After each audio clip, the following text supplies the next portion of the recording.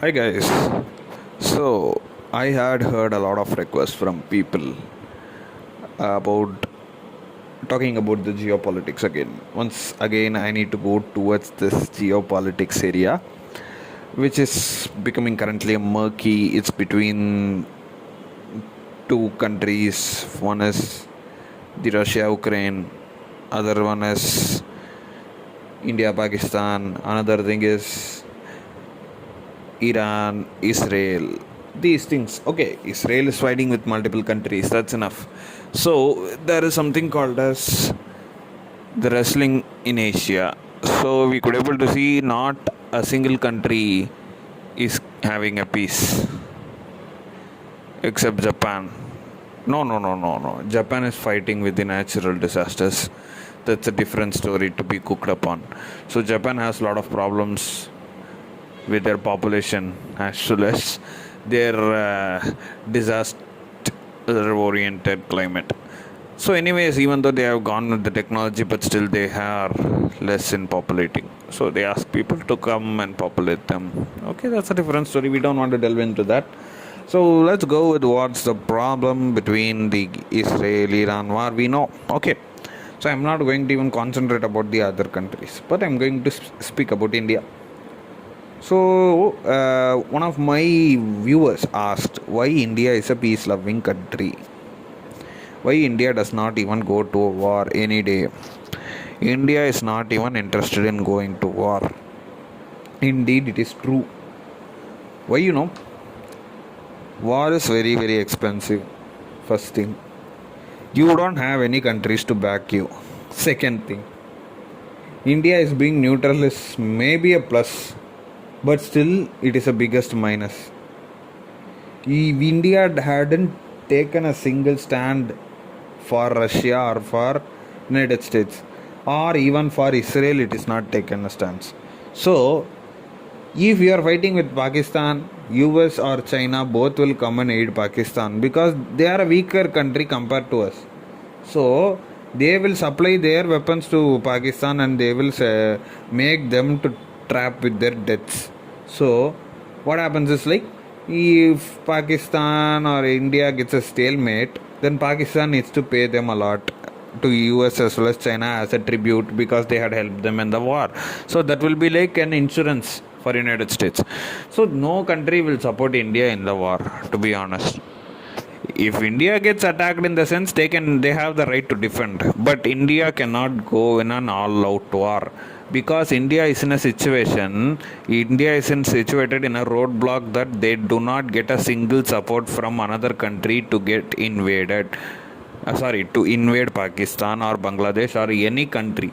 So India is helpless in that case. India can develop weapons, India can research on its own, but still the eagle will slam you in your back if you go overboard.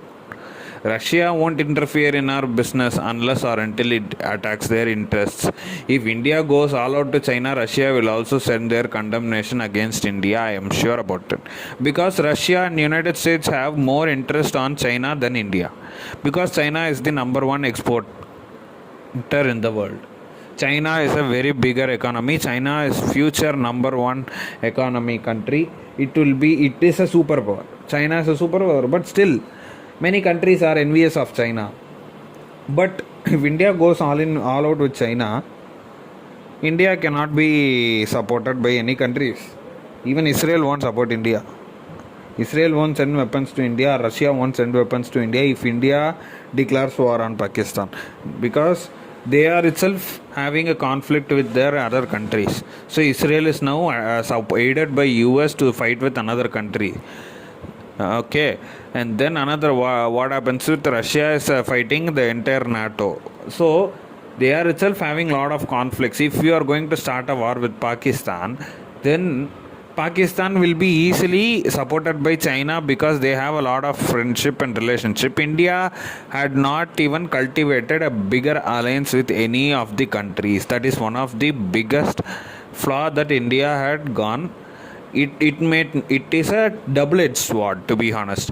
So what it is a kind of double-edged sword is because India is having a good economic rapport with both United States and Russia, And also India had bought some defense equipments from United States as well as in Russia. India has bought Apache helicopters from United States as well as Russia. It got S-400, and it has also got some Israel equipments as well as French. So it's like India will get weapons from most of the country as well as Italy, not to forget them. So India is okay to get defense equipments and everything, but still India cannot go all out war with any of the countries above mentioned. But India has the right to defend. So if any country tries to attack India, but India can have the right to defend, but India cannot even capture a single piece of land from Pakistan or Bangladesh. It's better India stands in the peace loving stage rather than going to all out war, because we are an emerging economy, we are still a developing country, we are not still developed, even though we are in a top 5 in GDP or economy, but still our GDP is going very low. You cannot able to see many Indians are getting salary even 1,000 rupees per month or like that. So you could able to see how much the income tax India gets, how much money that India gets remittance from NRI. So if you see these things, India is still in a growing stage, and Indians are not paying much of income tax. Itself shows that India is having a very poor economic workforce. Indian workforce is very, very low because of the huge amount of competition in every area. There are many companies in our country. There are everywhere, companies are everywhere, but still competition is very, very high. The thing is, salary is very, very necessity one, but many people are underpaid still in India. Corruption is a major factor. Okay, we go deep down into that. It happens. So there are a lot of deep-rooted wounds that are caused by Indians to India itself. But still, apart from leaving all this, if India goes to all-out war, if we get an economic blockade or sanctions, if suppose many clients from United States or European Union cut off your ties with the IT giants, what will happen? Lakhs of people will be standing unemployed. Did people think of this? Lots of people will be standing unemployed in the streets. How much government is creating an employment in this world? See, technology can help you, but still, who will create companies? Who will create business? Who will create organizations? Does India taking care of these entrepreneurs? If you see China, even though it is a communist country, see how many entrepreneurs are there, how many people are rich there compared to our country. I am having a lot of concerns with this, but I need to speak in the context why India is a peace-loving country. Because if you see, when we go to war, we will be facing the wrath of foreigners. Because India is minting money from tech support, technology, everything is provided by the foreigners. India had not created any indigenous technology. We are good at recreating everything, reverse engineering, and also contributing to the creation. But we had not created a single platform. We don't have an indigenous cloud provider in our country. Everything is from United States. Everything is from a Silicon Valley. We have Bangalore, we have Hyderabad, we have Chennai, we have Mumbai, we have Noida, we have Gurugram, we have Calcutta. How many IT hubs we have? But still we are lagging beyond the technology. We are good at processing the technology, we are good at learning the technology, but we are good at teaching the technology.